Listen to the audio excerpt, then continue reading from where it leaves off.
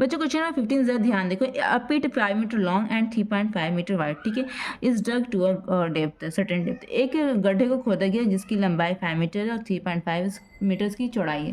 कह रहे कि बताओ if the volume of earth taken off it is 40 metre cube. कह रहे कि जो मैंने गड्ढा खोदा, जो ज़मीन खोद के मैंने जो मिट्टी निकाल के एक गड्ढा खोदा है, तो जितनी मिट्टी उसमें से निकली उस मिट्टी की वॉल्यूम है 14 मीटर क्यूब। तो बताओ कितना गहरा मैंने गड्ढा खोदा है, ठीक है, समझ में आया। तो ये मैं क्या है क्वेश्चन नंबर 15।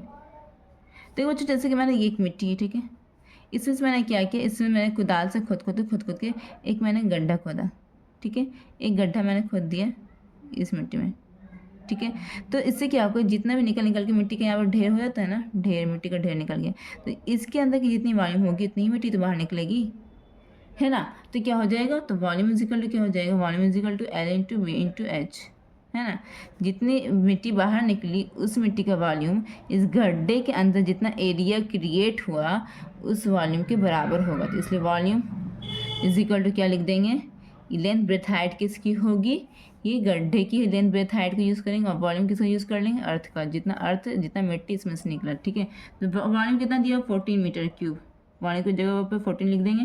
लेंथ कितना दिया बच्चों, लेंथ इसमें दिया हुआ है, हाँ ठीक है, हाँ तो लेंथ इसमें दिया हुआ 5 मीटर हो गया, ठीक है, सभी मीटर में है तो किसी को चेंज करने की जरूरत नहीं है। वाइड कितना दिया, ब्रेथ 3.5 मीटर, ओके बच्चों। तो बच्चों ध्यान देना सभी यहाँ पर मीटर में, ठीक है, सभी यहाँ पे क्या यूनिट मीटर में, ठीक है। तो हाइट, ये डेप्थ कितना है पिट का, यही निकालना हमको, तो हाइट, ये हाइट की जगह पे यूज़ होगा, ठीक है। तो अब बच्चों क्या करना है, अब इस तरह से लिख सकते हैं ना, 5 into 3.5 into H is equal to 14। कुछ नहीं किया, बस इसको उठा के इधर ला दिया, इसको उठा के इधर दे दिया, ठीक है।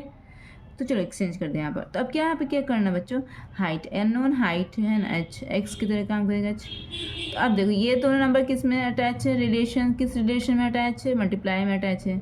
ये दोनों नंबर को हम बोलेंगे तुम दूसरे घर में जाओ, RHS में जाओ, तो RHS में किस रिलेशन में अटैच हो जाएगा, डिवाइड में हो जाएगा। क्यों होगा, क्योंकि इधर क्या था, ये मल्टीप्लाई में था, 5 इंटू 3.5 डिवाइड में आ गया, है ना।